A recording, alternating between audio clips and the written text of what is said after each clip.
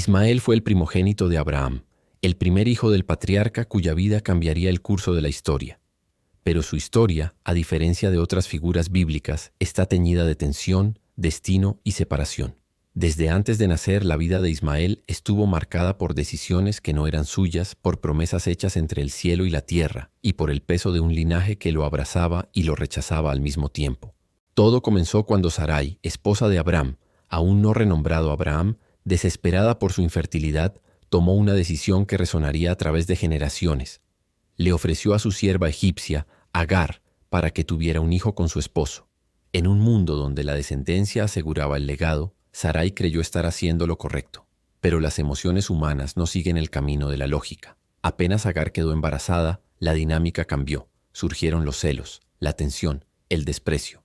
Agar empezó a mirar con arrogancia a su señora, y Sarai, herida y humillada, reaccionó con dureza. La relación entre ellas se volvió insoportable. Fue entonces cuando Agar, en su desesperación, huyó al desierto. No hay lugar más implacable que el desierto, y sin embargo es allí donde los silencios son más profundos y donde las voces del cielo encuentran eco. Junto a una fuente de agua, Agar se encontró con un mensajero divino. Un ángel del Señor la llamó por su nombre y le preguntó: ¿De dónde vienes y a dónde vas?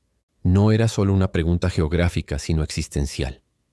Agar respondió con sinceridad y entonces recibió una promesa que cambió su destino. El ángel le dijo que regresara y se sometiera, que daría a luz a un hijo, y que ese hijo sería llamado Ismael, porque el Señor ha escuchado tu aflicción. Ya desde antes de su nacimiento, Ismael fue escuchado. No era aún un niño, y ya el cielo lo reconocía. Esta escena no es menor. Es la primera vez en la Biblia que un ser humano recibe un anuncio de nacimiento de parte de un ángel, y la destinataria no es una reina, ni una matriarca, sino una esclava egipcia. La elección de Dios rompe los moldes humanos. La promesa era clara, su descendencia sería incontable. Agar regresó y tiempo después dio a luz a Ismael. Abraham tenía entonces 86 años. Durante 13 años Ismael creció como el único hijo del patriarca. Se ganó su afecto, su enseñanza, su compañía. Abraham lo miraba con orgullo. Cada risa, cada paso, cada palabra de Ismael era para él el cumplimiento de la promesa divina. Lo llevaba consigo, lo formaba, lo bendecía. En su corazón era el heredero. Pero Dios tenía otros planes. Cuando Abraham cumplió 99 años, una nueva promesa llegó. Su esposa Sara, a pesar de su avanzada edad, tendría un hijo. Y ese hijo, no Ismael, sería el portador del pacto. Abraham, conmovido y quizá confundido, rogó: «Ojalá Ismael viva delante de ti». Dios no lo rechazó. Le aseguró que también bendeciría a Ismael, que sería padre de 12 príncipes, que su descendencia sería grande. Pero subrayó: «Mi pacto lo estableceré con Isaac». Y así comenzó la segunda etapa de la historia de Ismael, marcada por la paradoja de ser amado pero no elegido. Ismael seguía siendo hijo de Abraham, bendecido por Dios, pero ya no era el centro de la promesa. El nacimiento de Isaac lo cambió todo. A partir de ese momento, su posición en la familia se volvió frágil. El episodio clave ocurre durante una celebración. El día en que Isaac fue destetado, Abraham organizó un gran banquete. Todos estaban presentes. Era un momento de alegría, de afirmación. Pero en medio de la fiesta, Sara vio algo que la perturbó profundamente. Vio a Ismael riendo, o como otras traducciones sugieren, burlándose.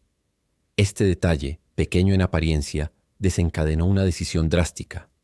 Para Sara, ese gesto no era inocente. Representaba una amenaza al futuro de su hijo. Exigió a Abraham: «Echa a esta esclava y a su hijo, porque el hijo de esta esclava no ha de heredar con mi hijo Isaac». Abraham sufrió. El texto dice que le pareció muy duro por tratarse de su hijo. Pero Dios volvió a intervenir y le dijo que escuchara a Sara. Le prometió que también haría de Ismael una gran nación. Así, una mañana, Abraham se levantó temprano, tomó pan y un odre de agua y los puso sobre los hombros de Agar. Con el corazón pesado, los despidió hacia el desierto. La escena es profundamente humana. Una madre y su hijo vagando sin rumbo, con recursos limitados, bajo un sol implacable. Cuando el agua se terminó, Agar, incapaz de ver morir a su hijo, lo dejó bajo un arbusto y se alejó para llorar. Su grito no fue solo de dolor, fue una súplica. Pero una vez más el cielo respondió. Dios escuchó la voz del muchacho. Un ángel llamó a Agar desde el cielo y le dijo: «No temas porque Dios ha oído la voz del muchacho donde está. Le mostró un pozo, y allí Agar y su hijo bebieron. Fue un nuevo comienzo. Ismael sobrevivió y creció en el desierto. Se convirtió en un arquero, en un hombre del desierto, fuerte, libre, independiente. Vivió lejos de la casa de su padre, pero no fuera del alcance de Dios. La historia de Ismael, a partir de allí, se torna difusa en el texto bíblico, pero no desaparece. Se convierte en el padre de 12 príncipes, como fue prometido. Su linaje se extiende, sus descendientes ocupan vastas regiones. Es una nación en sí mismo. Y aunque no heredó el pacto, heredó una bendición. Pero hay algo más profundo que eso. Ismael representa a todos aquellos que, aun siendo parte de una promesa, se sienten al margen. Es el símbolo del que fue desplazado pero no destruido. Es el recordatorio de que Dios escucha, incluso cuando la sociedad aparta. En la tradición islámica su figura se engrandece aún más. Es Ismael y no Isaac quien acompaña a Abraham en la construcción de la Kaaba. Es Ismael quien está dispuesto al sacrificio. Es el antepasado de Mahoma. La historia se bifurca, pero la raíz es la misma. El hijo que fue escuchado, el hijo del desierto. A lo largo de los siglos, su nombre ha sido invocado por millones. Ha sido símbolo de resistencia, de identidad, de fe. Su vida nos recuerda que el destino no siempre sigue el camino esperado, pero que incluso los caminos áridos pueden llevar a grandes promesas. Ismael vivió 137 años. Fue enterrado junto a sus hermanos. Y aunque el texto bíblico no nos ofrece muchos más detalles, su legado continúa, porque Ismael es más que una figura secundaria. Es la prueba de que, aunque no todos sean parte del centro de la narrativa, todos tienen un papel sagrado en la historia. Y en cada persona que se siente rechazada, en cada vida que parece transitar los márgenes, resuena la voz que un día habló a Agar en el desierto. Dios ha escuchado. Esa es la esencia de su nombre.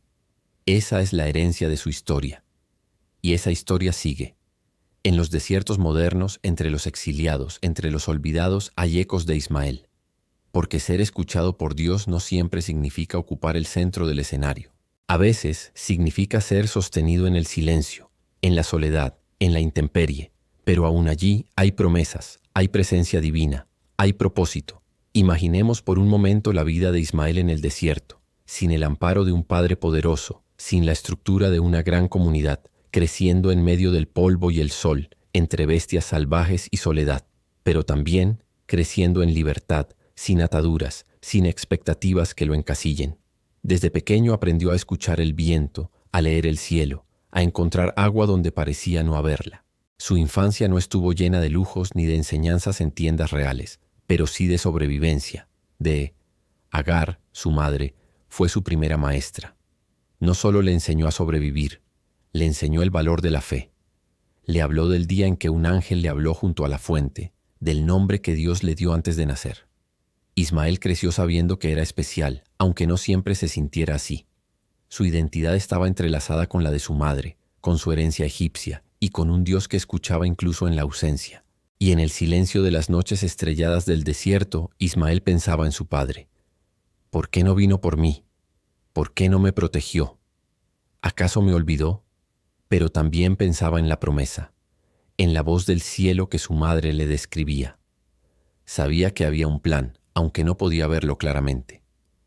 Es en estos momentos cuando la fe verdadera se cultiva, en la incertidumbre, en el exilio, en el desarraigo. Los años pasaron, y con ellos Ismael se convirtió en hombre. La Biblia dice,